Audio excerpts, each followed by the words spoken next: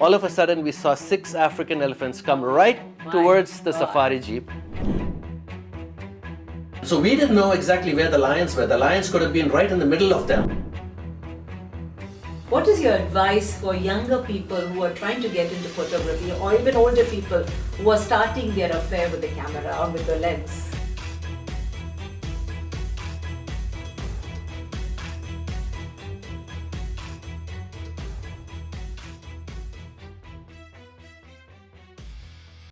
Welcome to Meenamma's Candid Corner.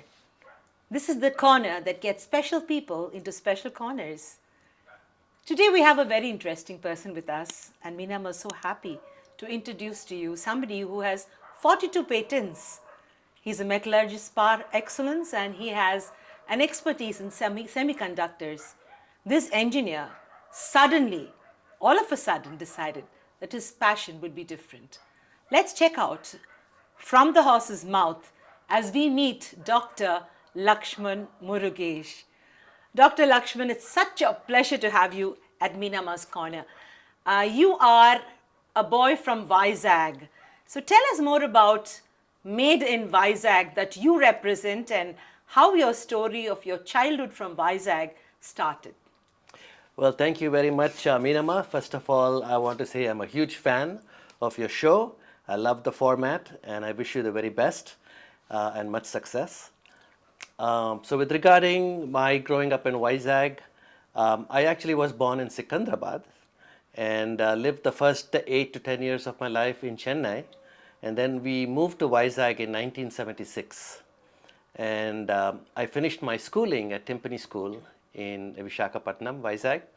And then also did my 4 years engineering college in metallurgical engineering at Andhra University in Vizag. And then in 1988, I left India to move to the United States, where I've been for almost 36 years now. So after 36 years of serving your field of metallurgical engineering and semiconductors, suddenly you explored on all the digital handles as an ace wildlife photographer. I'm amazed at seeing the quality of work you churn out, and I know that you're not just another photographer. Lakshman, tell us about how you started your affair with the lens and how Lakshman, Lucky the photographer, came to be born. I was always interested in art and photography and painting and things like that. But of course, growing up in Vizag and the first few years of my career, I couldn't afford a good camera. But once I could in the United States, I started to develop my hobby, photography, with a passion. And initially, of course, growing up and having children and getting married in the United States, most of my photographs were my family. But as they grew up, I started to really enjoy the outdoors, hiking, and then with that came my love for wildlife, probably I would say 15 or 20 years ago. And at that point, I decided I started to spend more time outdoors, taking landscape photography, taking the night sky, even deep space photography, and then also wildlife. The United States has beautiful wildlife, beautiful national parks, and so I started to explore those wild spaces and really enjoy taking the wildlife photography in the United States. But then recently, about I would say 4 or 5 years ago, I started to discover the wildlife in India, my own home, especially with the resurgence in the tiger population. I have a newfound love for wildlife photography in India, which I think is amazing, and I think the next destination for photography in the world is going to be India. When we look at your work behind the lens, we realize that there is a lot of planning to your work. But having said that, the model, the subject that you have actually chosen to capture, birds, animals, wildlife, constellations, sky, they are not something that is static. They're dynamic models. So how does Lucky think behind the camera when he finds something photo worthy? And I know that you don't just click everything, but when you find that one thing that is going to take you, on a divine journey in the lens, how do you get your thoughts together? Yeah, so before I talk about that, I wanted to say something that's really important to me and very near and dear to me. I noticed about 10, 15 years ago that there were dramatic decline in wildlife populations around the world. I think on average, something like 80% of the species in the world just in the last 200 years have gone extinct. And so I really see my role as a wildlife photographer to try and preserve the images and to try to tell the story of these animals, these wildlife, these creatures to the general population so they develop a love for the subject and they start to protect these species. So I really wanted to say that that's something that's very near and dear to me. Now, in terms of planning my photography, it is very difficult. You don't have a tiger that's going to come and pose for you. You can't really ask an elephant to, give you the pose you want. But I think there's a little bit of luck also involved. There's a lot of planning. There's especially the planning has to doing with being in the right place at the right time, but also being in a position to understand the patterns of the wildlife. You have to study them in advance. You have to know where the tiger wants to be in the early hours of the day, where the tigers like to be in the late hours of the day. If it's very hot, typically tigers like to hang out near the water holes or near the streams. And so that's where you position yourself. You position yourself in advance, maybe 2-3 hours before the tiger even shows up. You're already waiting, hiding, waiting for it, so that when it comes there eventually to cool off, you can get the perfect picture. So it takes a lot of planning. And I can tell you, I have a few examples, where literally it has taken me days of planning just to get a photograph that probably took 2 seconds to take. But especially when it comes to things like the constellations, the Milky Way, these are things that you have to have a lot of luck because the Milky Way only shows up between the months of April and October. That's when you see the galactic center. You have to have a no moon night, which means once every 28 days you get a chance. Then in addition to that, you have to have no clouds. And who knows if there's going to be clouds or not. So you have to plan it in advance. You have to be in the right place where there are no clouds, where there is no moon. You're at least 2 or 3 hours away from city lights so that it's completely dark. And the Milky Way galactic center might show up between 3:35 and 3:39 a.m. And you have to be there at that particular location at that time of the early morning by yourself, probably somewhere high in the mountains, waiting for it to show up. So it's really takes a lot of planning and that luck. means it means sleepless nights, Yes. and you're out there in a dense jungle or in a no man's land, and there are a lot of dangerous stuff going on around you. You might have serpents, you might have predators. How does it feel? Do you feel really frightened to be there, or the excitement of the lens keeps you going?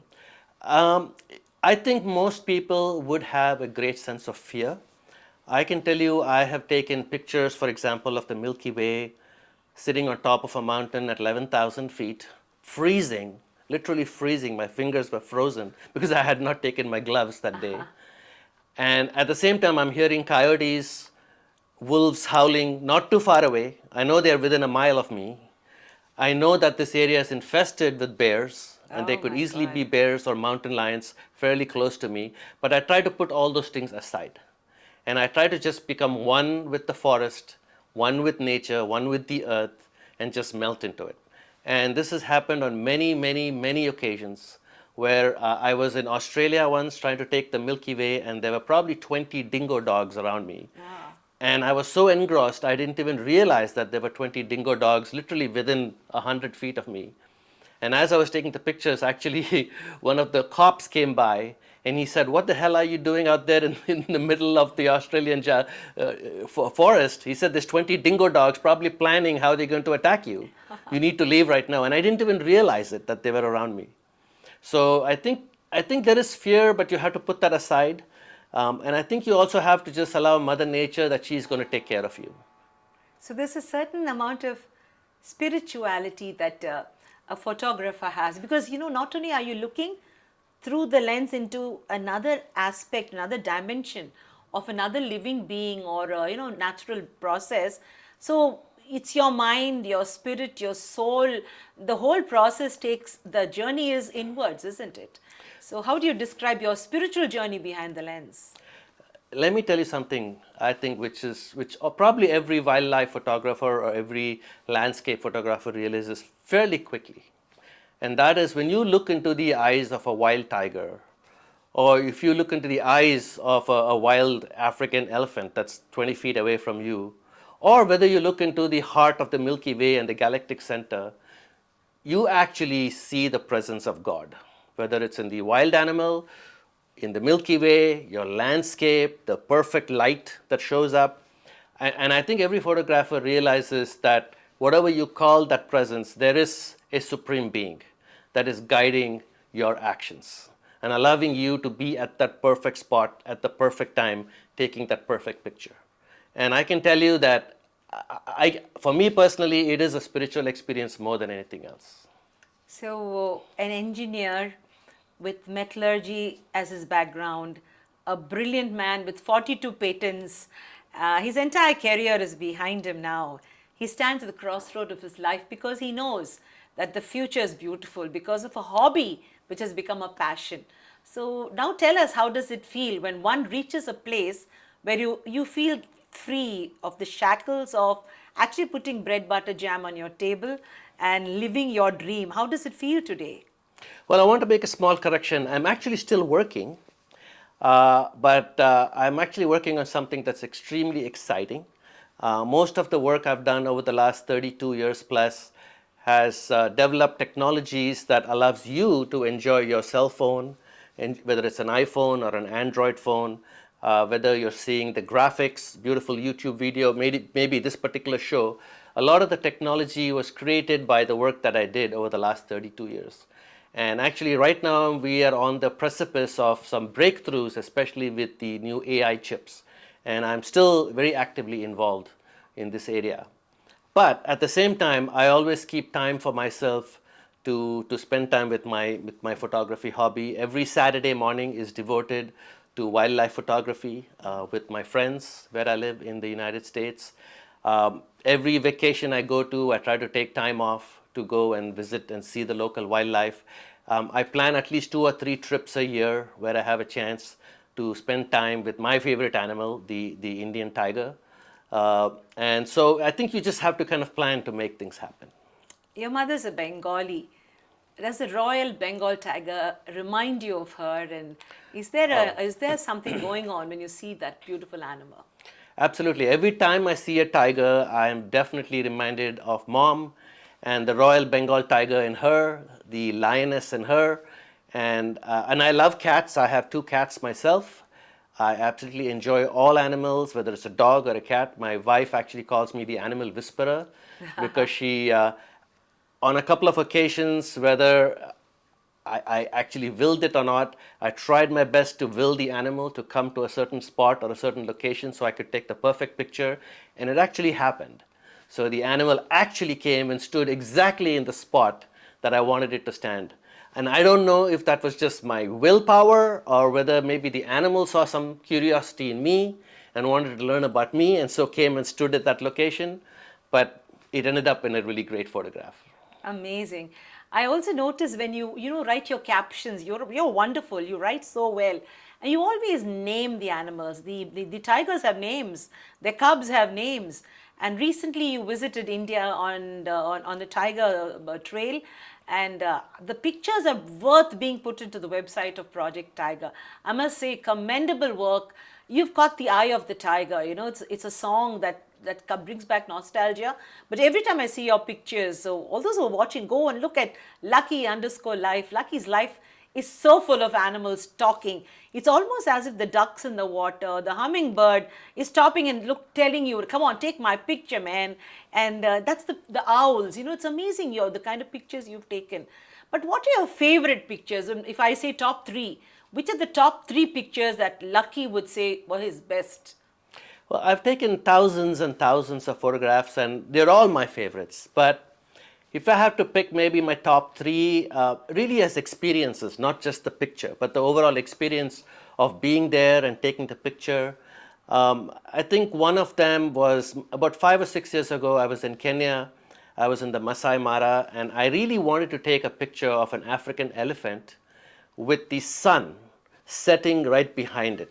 Wow. So I told my driver Shadrach, I said, hey, and my wife was with me, so I told them, let's go position the safari jeep in a particular place And he laughed at me. He said, but there's no elephants in that place. How is an elephant going to come and stand right in front of you? I said, I don't know. I just feel it. I just feel that I need to be standing, the safari jeep needs to be in this location because the sun is going to be setting in this location. And I think an elephant is going to show up. And he kind of laughed at me, but he said, okay, fine, if you say so. And so he went and positioned the jeep there. And we sat there for probably 2 hours. And there were no elephants in sight. And he almost gave up. And the sun was just about getting ready to set. And I said, no, let's give another 5 minutes. And as we waited there, all of a sudden we saw 6 African elephants come right towards the safari jeep. And in fact, the big male elephant with his huge tusks and his big ears came and stood right at the spot where the sun set, as if he was carrying the sun on his back. Oh, amazing. And this is one of my favorite images. And I think it was just being at the right place at the right time, and I think a whole bunch of luck. So that was one of my favorites. The other one I think that was my favorite was actually a tiger. His name is Mahaman, and he's one of the largest tigers in Bandhavgarh National Park in India. And it just so happened that we had heard about him. He's a legendary tiger, but we didn't really know if we were going to see him or not. And so I told the safari jeep guy, let's take this road down here. He said, oh, Mahaman never goes down that road. I said, I don't know, I just feel like he's going to be there today. And so we drove along this dirt road, and we were going up the hill. And as we were going up the hill, Mahaman the tiger was actually coming up from the other side of the hill. And actually our eyes met right at the peak. And as he came up the hill, our jeep came up, and he was literally about 8 or 10 feet in front of us. And then we decided to back up the jeep, and he actually walked straight towards the safari jeep for almost 40-45 minutes. And I got some of my most legendary photographs of Mahaman right there, licking his lips, looking at us because he knew we were probably a tasty treat. And every time he would come within 8 or 10 feet, he would get ready to pounce, and then we would move the jeep back, and then he would continue coming towards us. Oh, wow. And this was another great legendary experience. I got some amazing pictures of Mahaman. Lakshman, I would call you lucky. Your life is full of stories.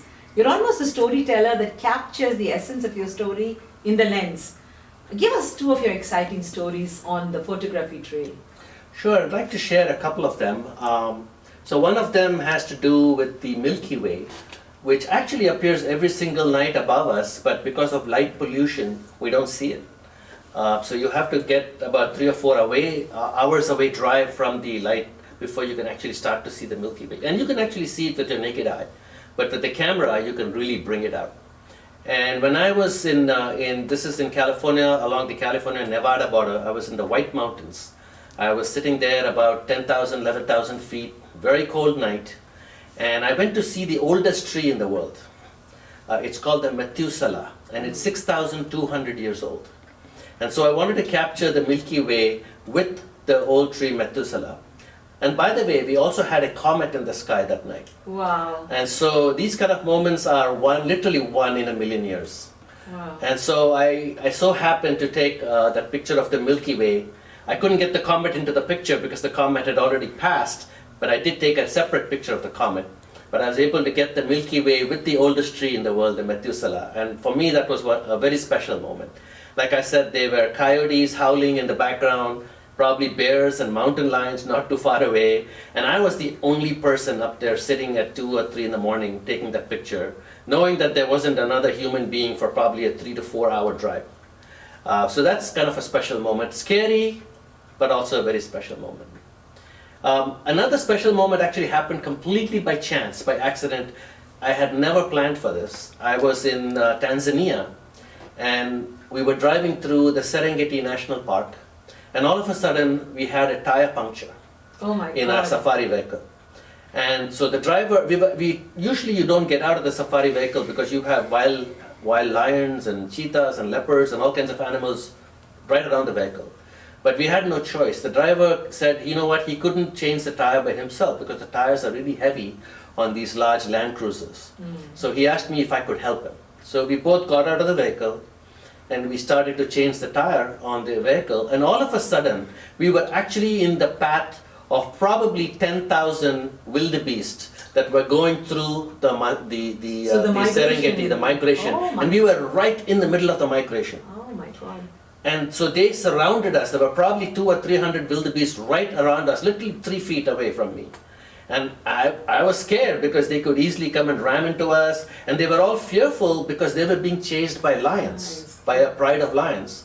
And so we didn't know exactly where the lions were. The lions could have been right in the middle of them, hunting them down.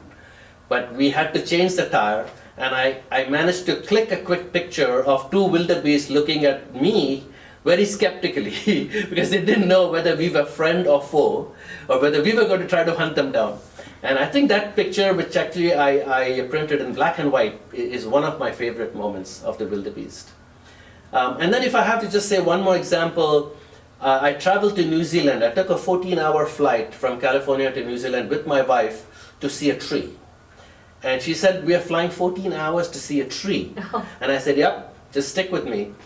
And we went to this tree. It's called the Wanaka tree. And the tree is special because this tree, there used to be a fence where the white man put the Maori natives behind a fence in their own country. Oh. And over time, of course, the Maoris got their freedom back. The fence fell down. And a lake formed where the fence was. And one of the fence posts stayed up. And from that one fence post, a beautiful tree popped up. And this tree is one of the most beautiful trees in the world, surrounded by the lake. And it changes color almost every month. The leaves change color. And so I was able to take a picture. And this tree, the Wanaka tree, is actually a spirit of the resilience of the Maori people of New Zealand. So it's a very sacred place to the Maori. And so taking that picture of the Wanaka tree for me was a very special moment. Because I felt like I really was able to do justice to their freedom and you know, to their lives. Oh, goosebumps listening to your stories. I'm sure there must be so many exciting moments, thrilling moments. Tell me now, it's just you and your camera. And you have a strange name for your lens and your camera. So tell me more about your equipment, your gear. What is the gear that you like to use? Sure. So since I take a lot of wildlife pictures, I use the Sony system, and I have the Alpha 1, which is the most premium Sony camera. I'm fortunate that I'm able to afford it.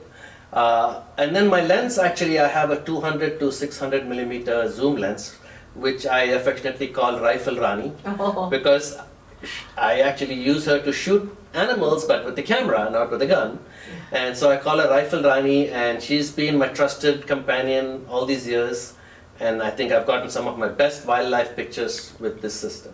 And so thank you, Sony. Talking about Rani, your sweetheart, your wife, she's like a partner in crime. We see that she travels with you. In fact, she even spots birds and animals for you. So what is this lovely relationship about man and woman and a camera? I am truly lucky. Obviously my photography site is lucky_life_photography. But I'm truly lucky, and I'm having a lucky life because I have a great spouse, a great partner in my life, who also has this amazing love for wildlife and birds. And so she is always traveling with me. She's the one who actually spots them on the binoculars, and then she tells me where they are. And it really is helpful to have a partner like her. She's with me at 3 in the morning, whether we're hearing a mountain lion that's howling maybe 100 feet away from us, and we're waiting to get a picture of the Milky Way. But she's my trusted companion. She's been with me every step of the way. And I truly am fortunate and lucky to have her by my side. That's wonderful. What is your advice for younger people who are trying to get into photography, or even older people who are starting their affair with the camera or with the lens? I think it's really simple. I think if you have a passion for something, whether it's music, whether it's art, whether it's photography, or whether it's engineering or science or whatever, I think you need to follow it with that passion. I think you shouldn't do something that you're not really into. It's much better to start young. It's a struggle when you're starting young because the equipment is expensive, but try to save up your money and try to buy the best equipment that you can. Maybe you can upgrade in 5 or 10 years once you can afford better equipment. But I would highly recommend that you stick with it, you follow your passion, and most importantly, it's going to get you outdoors, it's going to get you healthy because you're going to be hiking, you're going to have fresh air, I think there's a strong spiritual component to it. I think it's going to improve your spirituality and really make you a better person. Lakshman, who was your inspiration? Which of the photographers internationally and from India who inspire you in your work? Yeah, there are several photographers internationally and in India who inspire me. I think talking about the West, one of the great photographers of his time was Ansel Adams. And he really put the world of landscape photography, I think he shook the world of landscape photography with his iconic images of Yosemite National Park, Yellowstone National Park, and also the Grand Tetons. In fact, I think the tourism in those three parks nearly quadrupled after he showcased his classic images. So I love his work, and in fact, I have followed his work and tried to duplicate some of his iconic images, which are obviously very difficult because the landscapes have changed over the last 50, 60 years. But in India, I think there's a new breed of photographers, especially wildlife photographers, who have started to emerge.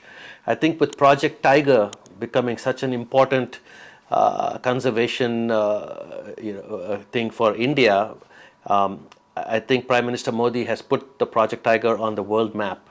And I think I see a lot of emerging photographers who have taken some iconic images of tigers, and they actually have photo workshops and things like that, photo safaris that you can go to. For example, Sudhir Shivaram, who is an amazing photographer, and I love his work. He takes pictures at Panna National Park and some of these other national parks. Amazing pictures. You should check it out. Also Jayant Sharma, who runs a company called Toehold Photography. In fact, my first safari, tiger safari, was with Jayant's company, with Toehold Photography. It gave me a great opportunity to take some amazing pictures in Bandhavgarh. And the person I actually specifically went with is called Harsha Narsamamurthy, who's also another great photographer. So just a few names, but I know there's many, many more that I'm inspired by. Coming back to Vizag, you grew up here in very formative years. Oh, you must have been influenced by some local photographers. We've had some great photographers in our city. Yes, absolutely. I think there's no shortage of great photographers from Vizag. I think I'm very inspired by the work of Prabal Mohanty, taken some iconic images of Vizag which are hanging in several government offices and public and private collections. And also Mr. B.K. Agarwal, who's also one of the great photographers of his time. So certainly they inspire me greatly too. So every city has iconic photographers who actually capture the essence of the city, and the story of Vizag. Postcards from Vizag have been showcased. It's so wonderful. What are the three things that you would like to tell our young amateur photographers? How do they get into doing wildlife photography? Listen carefully. I think the first thing is they should have a passion for wildlife, because it is a painstaking job. You will have to sit out there in the cold, in the heat, for hours at end, waiting for your hero or your heroine, whether it's the tiger, the lion, the whatever you're photographing, the elephant. So you have to be very patient, and you have to have a passion for the job. You really should believe that you want to tell the story of that animal. I think that's really important, the passion. I think the second thing is you must follow your heart. If you really have a passion for it, I know maybe initially it doesn't pay as much, and maybe it's expensive to begin with to buy the equipment, but I would say find somebody who can help sponsor you and follow your heart. Have them help you pay for your equipment and follow your heart. And finally, I think the third thing is be prepared to travel. I've been very fortunate, truly lucky. I've traveled to over 42 countries in my career, both as a Silicon Valley semiconductor engineer and also as a photographer. And so any chance I get, if I'm going to a country that I know has great landscapes or great wildlife, I try to slip a camera into my bag. What that means is I'm carrying less clothing, and I'm not able to bring gifts back from my family because my camera lens is huge and it's taken 2/3 of my suitcase. So that's the sacrifice that you have to make. It was such a pleasure having Dr. Lakshman Murugesh with us. Made in Vizag lo మా first candidate చాలా చక్కగా మాకు చాలా చాలా stories చెప్పారండి. Each one of us is a storyteller, and it is great people like him who can inspire the next story. Will the next story be yours? But for now, this was our first person on Meenamma's Candid Corner, and I would like to give away, it's a small little cup that Meenamma has made for all our guests. And Lakshman, you will be the first one to receive this cup. But I would be a little selfish and ask you to sign one cup for me so that I can keep it in my archive as a prized possession of this beautiful interaction. It's a pleasure to do so, Meenamma. Thank you. You are, I think, our greatest inspiration. So I have goodies, and you could also win goodies if you can respond with your thoughts on this edition of Made in Vizag. Vizag chala chinna urandi, but with a large heart, and through the lens, Vizag is beautiful. So here is Lakshman Murugesh, sir. This cup is for me, and this cup is for you. So it's such a pleasure. Thank you so much. Oi, keep shining.